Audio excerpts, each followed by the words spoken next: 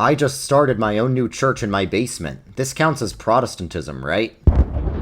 People can mean very different things when they say Protestant. Sometimes they mean this, and sometimes they mean this. So how do we tell who counts as Protestant? Isn't it like anything not Catholic? Okay, or the Eastern Orthodox Protestant? Isn't it like anything not Catholic or Eastern Orthodox? Okay, or the Oriental Orthodox Protestant? Isn't it like anything not Catholic or Eastern Orthodox or Oriental Orthodox? Okay, is the Assyrian Church of the East Protestant? Isn't it anything not apostolic? Okay, who counts as apostolic? Isn't it like anything not Protestant?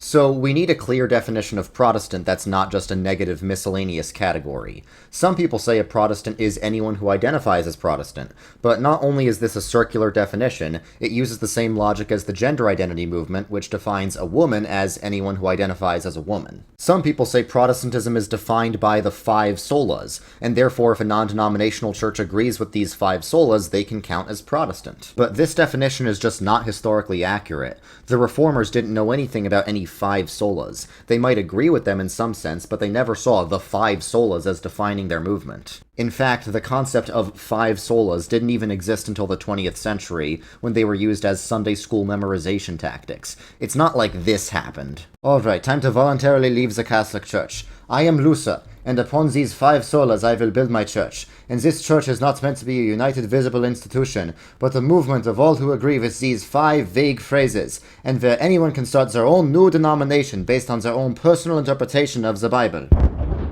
Also, the 5 solas are just not helpful summaries of Protestant doctrine. You can't reduce complex, centuries-old theological debates to short Latin phrases. Yes, there's a sense in which Protestants agree with all the 5 solas, but there's also a sense in which Protestants don't agree with the 5 solas. And there's a sense in which Catholics agree with the 5 solas. I guess Catholics are Protestant now, right? So what does define Protestantism? It's actually really simple and obvious. It's just any church that comes from the Protestant Reformation. So even though there are a few debatable cases, it's an accurate and historically informed definition that allows you to compare institutions to institutions, rather than just institutions to vague ideas. This definition is also necessary for determining what Protestant theology is. If any non-denominational church can be Protestant, then Protestantism can be easily strawmanned because it has no unifying theology. But if Protestantism is defined by specific institutions with a common origin, then there are official documents for each of them that you can reference when talking about what Protestant theology is. This is the only way to authoritatively correct misunderstandings about what Protestants believe. To understand why many of these groups are not Protestant, you have to understand they come from a completely different movement than the Protestant Reformation.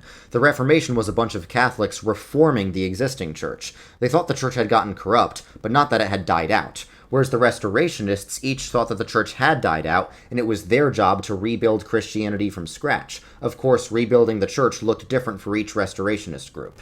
It's important to know what the word protest in Protestant referred to. It wasn't just people protesting the Catholic Church, it was Catholics protesting the universal authority of the Pope over the Catholic Church. Many of the Protestant reformers were originally ordained as Catholic priests, and they preached in the same churches before and after the Reformation. So the Reformation was many sections of the Catholic Church resisting the authority of the Roman Pope, in places like Germany, Switzerland, England, Scotland, the Netherlands, and Scandinavia.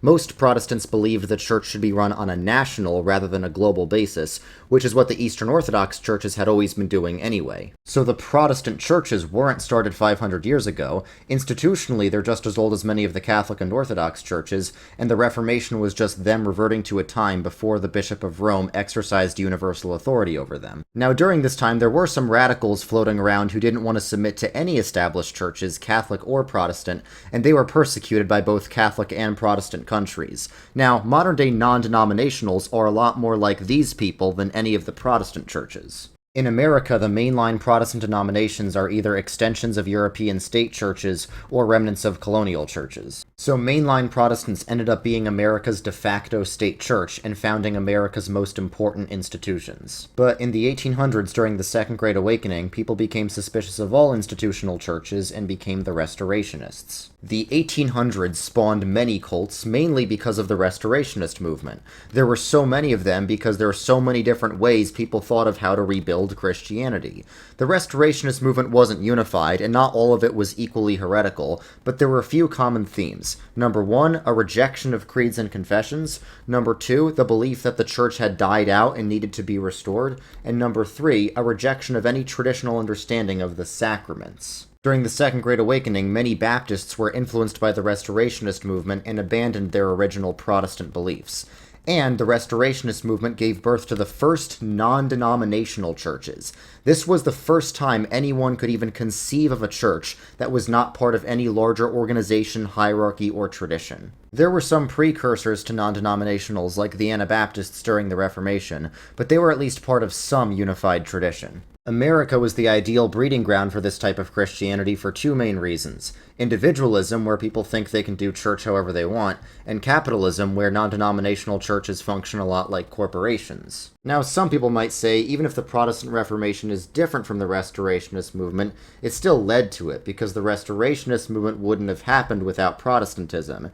And this is honestly probably true, but this is a meaningless type of causation called but-for causation, where one thing wouldn't have happened without the other. For example, it's true that if Archduke Franz Ferdinand had chosen a better driving path, we wouldn't have had Skibidi Toilet, but that doesn't mean Archduke Franz Ferdinand created Skibidi Toilet. Maybe it's true that the Restorationist movement wouldn't have happened without the Protestant Reformation, but the Reformation wouldn't have happened without the Great Schism, and the Great Schism wouldn't have happened without the Council of Chalcedon.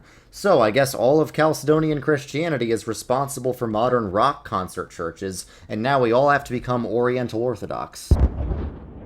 So we've refuted basically every reason for calling non-denominationals Protestant. Honestly, the clearest reason why they're not Protestant is in the name non-denominational. But why does this even matter? It matters because most non-denominationals teach things that directly and significantly contradict the Protestant confessions. So if Protestants get lumped in with non-denominationals, it'll cause a lot of people to misunderstand what we believe and how we worship. On this channel, I care a lot about having honest ecumenical dialogue, and that's why I make many videos debunking straw men of other denominations like Catholicism. So if we're gonna do this, we need to label each other correctly and not strawman each other. And I also don't want to just tell you what Protestantism is, I want to show you. That's why linked in the description of this video, I have a map of traditional, historic, conservative Protestant churches all over the world, in case you want to explore some real Protestantism. Don't get me wrong, non-denominationals are indeed Christians, they are indeed saved, and they're often very passionate believers, but what they are not is Protestant.